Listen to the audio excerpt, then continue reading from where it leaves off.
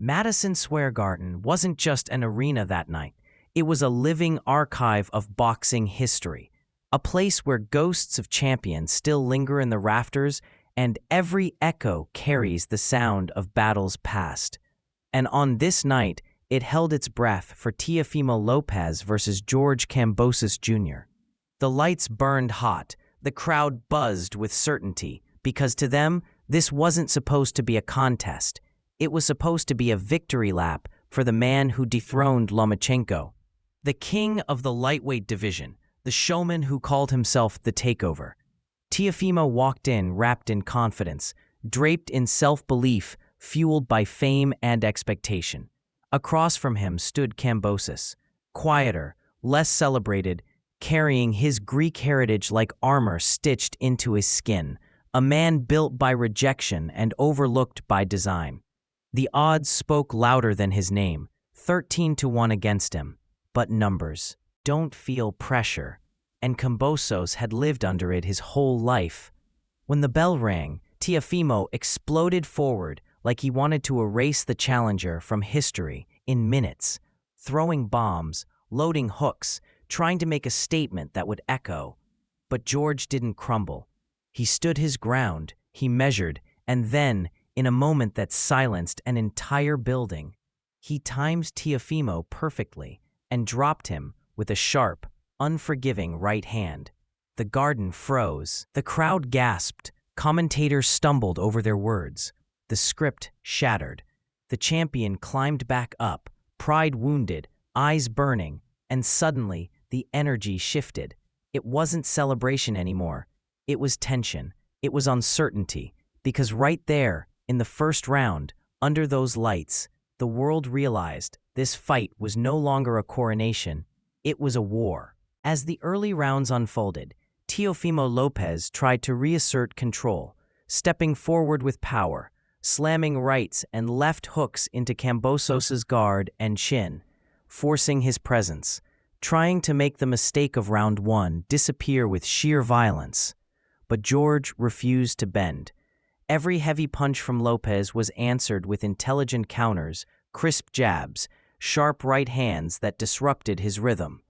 Not with brute force, but with timing and discipline. This wasn't just survival. This was strategy.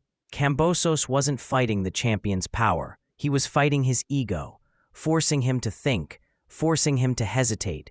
And you could feel the crowd shift, that slow transition from anticipation to disbelief, because Teofimo was landing, yes, but he wasn't dominating. Kambosos was matching him, shot for shot, moment for moment, making it uncomfortable, making it contested. Lopez, a natural aggressor, tried changing stance, tried loading bigger punches, tried breaking him down to the body, but every time he did, George responded with movement, angles, and that stubborn refusal to be intimidated.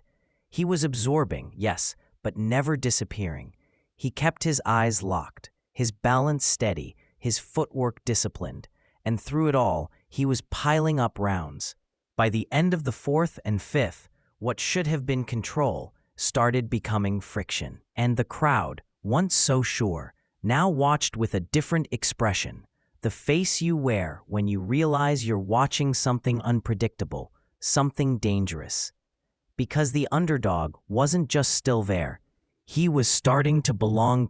By the middle rounds, the fight transformed from chaotic energy into calculated warfare, where every step, every jab, every second carried weight. Teofimo's power remained terrifying, but his frustration was now visible, written in the force of his swings and the tightening of his face. He needed a moment. He needed another statement.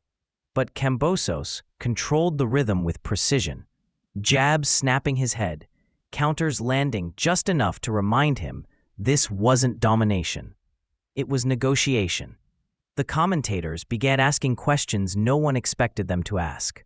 The noise inside the garden softened, not because people were losing interest, but because they were leaning in, afraid to miss history unfolding.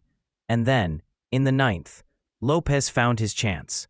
A monstrous right hand finally broke through, dropping Kambosos to the canvas. The crowd erupted, the champion's redemption within reach. But what happened next changed everything. George rolled onto his side, pushed himself up, eyes clear despite the storm in his body, and instead of retreating, instead of folding, he fired back. He answered with his own right hand.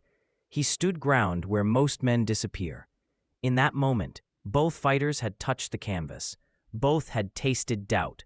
Both had seen vulnerability. And suddenly, this wasn't about who's stronger. It was about who refuses to break.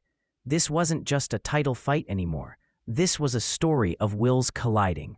And with only 3 rounds left, with both men damaged and driven, the only thing left to decide was whose belief would outlast the night.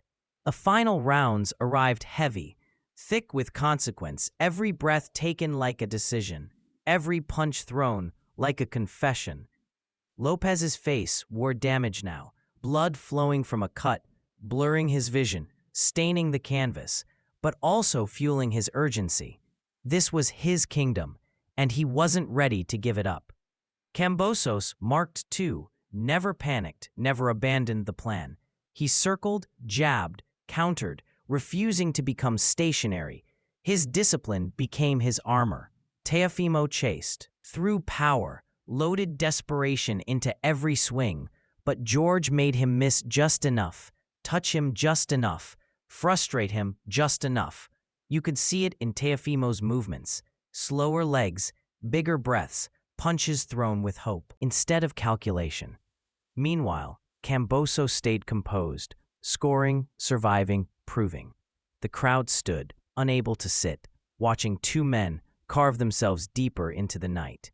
In the 11th, George boxed elegantly, efficiently, stealing moments, stealing time, stealing rounds, while Lopez tried to summon a miracle from sheer will.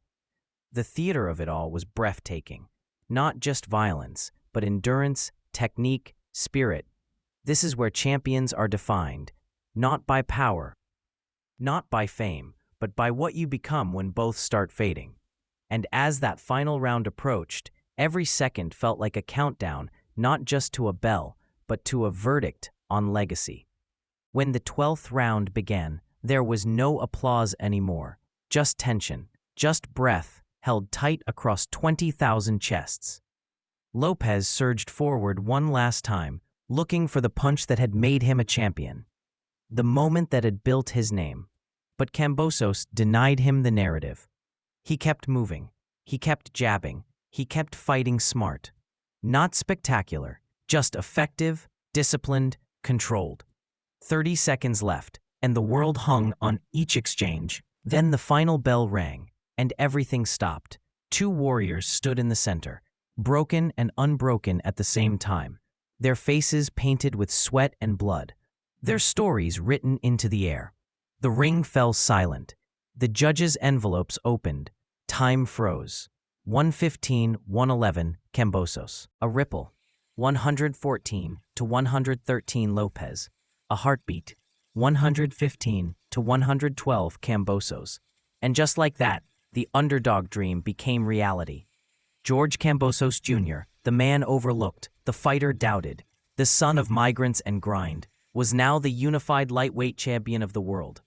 Teofimo Lopez stood stunned, his empire shaken. His reign ended not by destruction, but by discipline and heart.